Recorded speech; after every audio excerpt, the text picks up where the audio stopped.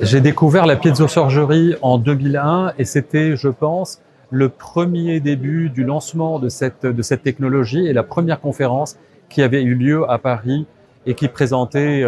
ces possibilités thérapeutiques au niveau de la chirurgie osseuse. J'ai choisi donc la technologie de la piézochirurgie et fait l'acquisition auprès de la société Mectron pour la simple et unique raison, c'est qu'à l'époque, c'était la seule société qui le diffusait, qui était effectivement le pionnier dans cette technologie-là. Ce qui m'a motivé dans l'utilisation de cette technologie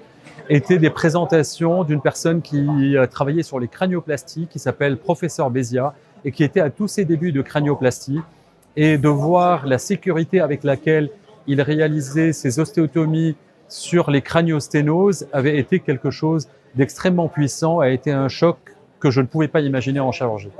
Je l'utilise dans la majorité des techniques de chirurgie osseuse, dans la majorité des chirurgies osseuses où je cherche une sécurité tant d'un point de vue lésionnel au niveau des organes nobles, les vaisseaux, les artères, dans la sécurité des tissus mous ou des muqueuses telles que la muqueuse sinusienne. En somme, à partir du moment où un acte chirurgical présente un risque et un objectif particulier d'innocuité et de préservation des tissus mous avoisinants, c'est ma technologie de choix.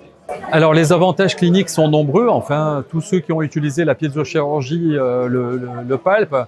que ce soit l'effet de cavitation qui permet un nettoyage absolument profond sans avoir de débris osseux dans les sites opérés, que ce soit l'absence d'échauffement lié au concept même de la piézochirurgie et que ce soit l'innocuité, effectivement, comme je le disais préalablement, au contact des tissus mous, tout ça présente effectivement des avantages qu'aucun autre outil de chirurgie aujourd'hui ne permet d'avoir. La piézochirurgie trouve sa place dans un cabinet de chirurgie orale de façon nécessaire et inévitable si on veut augmenter sa capacité chirurgicale et si on veut aller sur des thérapeutiques de plus en plus délicates